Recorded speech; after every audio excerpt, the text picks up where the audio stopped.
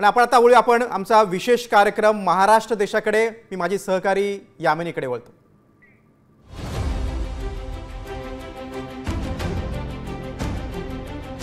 नमस्कार, महाराष्ट्र देशा या विशेष कार्यक्रमामध्ये आपल्या सगळ्यांचं मनापासून स्वागत आहे। महाराष्ट्राचा विकास आता केवळ महानगरांपुरता मर्यादित राहिलेला नाही। आदिवासी भाग, दुर्गम जंगल आणि एकेकाळी नक्षलवाद्याचा प्रभाव असलेले प्रदेशही आता नवा वाटा शोधतायत। आणि म्हणूनच आज आपण बोलणार आहोत अशा जिल्ह्याबद्दल ज्याचं नाव घेतलं की एकेकाळी दहशत वाटायची। तोच गडचिरोली बनतोय भारताचा नवा स्टील हब। कधी काळी नक्षलवादाच्या छायेत असणारा गडचिरोली आता बदलाच्या उंबरठ्यावर उभा आहे। राज्याचे मुख्यमंत्री देवेंद्र फडणवीस यांच्या नेतृत्वात लॉयड्स मेटल्सच्या माध्यमातून सुरू झालाय भारताचा पहिला ट्रायबल फोकस स्टील हब। 5 दशलक्ष टनचा iron ore grinding plant, 85 kilometre लांबीची स्लरी पाईपलाईन, 4 दशलक्ष टनचा पेलेट प्रकल्प।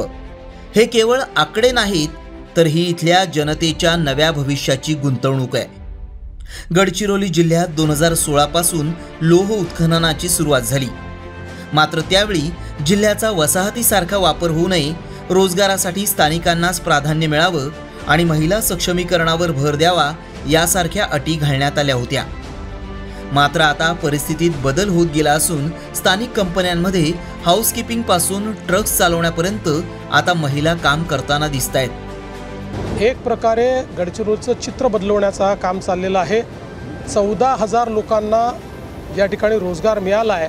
त्यातनं 20,000 कामगारांना अजून गडचिरोलीतल्या आमच्या तरुणांना या ठिकाणी रोजगार मिळणार आहे।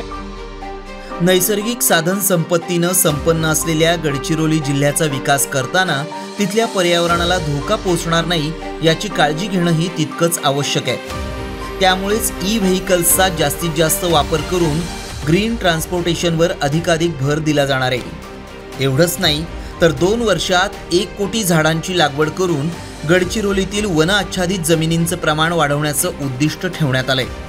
गडचिरोलीच्या जल, जमीन आणि जंगल याचं संवर्धन करण्याचं आम्ही ठरवलेलं आहे आणि म्हणून आजपासून गडचिरोलीमध्ये 1 कोटी वृक्षारोपणाची मोहीम देखील आम्ही सुरू करतो। एकूणच शिक्षण, आरोग्य, रोजगार आणि जोडीला पर्यावरण विकास यामुळे गडचिरोली भविष्यात राज्यातील पहिल्या क्रमांकाचा जिल्हा म्हणून स्थान मिळवेल यात शंका नाही। मला विश्वास आहे की हा जिल्हा खूप पुढे जाईल। गडचिरोली जिल्ह्याचं हे बदलतं रूप निश्चितच सकारात्मक आहे। महाराष्ट्र देशामध्ये आता आढावा घेऊया गेल्या आठवड्यातील काही महत्त्वपूर्ण घटनांचा। तब्बल 18 वर्षांनंतर जाहीर करण्यात आलेल्या नवीन गृहनिर्माण धोरणांतर्गत आर्थिक, सामाजिक, पर्यावरण आणि इतर आपत्तींचा विचार करून पर्यावरणपूरक घरं बांधली जाणार आहेत। घर बांधणीबरोबरच अल्प उत्पन्नधारक, नोकरदार महिला, विद्यार्थी यांना भाडेतत्वावर आणि औद्योगिक कामगारांसाठी 10 वर्षांपर्यंत भाडेतत्वावर आणि त्यानंतर मालकी हक्कानं घरं दिली जाणार आहेत। छत्रपती शिवाजी महाराजांची सामरिक दूरदृष्टी आणि युद्धनीतीचा अभ्यास सर्वांनाच करता यावा या दृष्टीनं दिल्लीतील जवाहरलाल नेहरू विद्यापीठात श्री छत्रपती शिवाजी महाराज सामरिक आणि संरक्षण विशेष अध्यासन केंद्र सुरू करण्यात आले।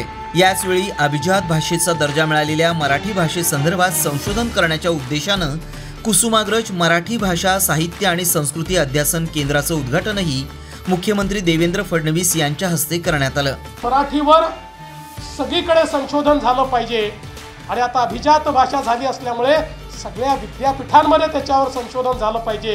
याकरता हे अध्यासन केंद्र या ठिकाणी सुरू झालेलं आहे। भारत आणि युनायटेड किंगडम दरम्यानच्या मुक्त व्यापार कराराचं मुख्यमंत्री देवेंद्र फडणवीस यांनी स्वागत केलंय। शून्य निर्यात शुल्क धोरणामुळे कोल्हापुरी चपलांच्या उद्योगाला मोठी चालना मिळणार आहे। तसंच हळद आणि मसाले उत्पादकांनाही आंतरराष्ट्रीय बाजारपेठ उपलब्ध होणार आहे। केंद्र सरकारनं 2024च्या अर्थसंकल्पात भारतासाठी 14 ग्रोथ हब शहरांच्या विकासाची घोषणा केली होती। यामध्ये मुंबई महानगर प्रदेश क्षेत्रामध्ये ग्रोथ हब प्रकल्पाची अंमलबजावणी सुरू झाली असून आता पुणे महानगर प्रदेश क्षेत्र ग्रोथ हब म्हणून विकसित करण्याच्या दृष्टीनं तयारी सुरू करण्यात आली आहे। महाराष्ट्र देशा या विशेष कार्यक्रमात पुन्हा भेटूया। तोपर्यंत नमस्कार आणि ताज्या घडामोडींसाठी पाहत रहा साम.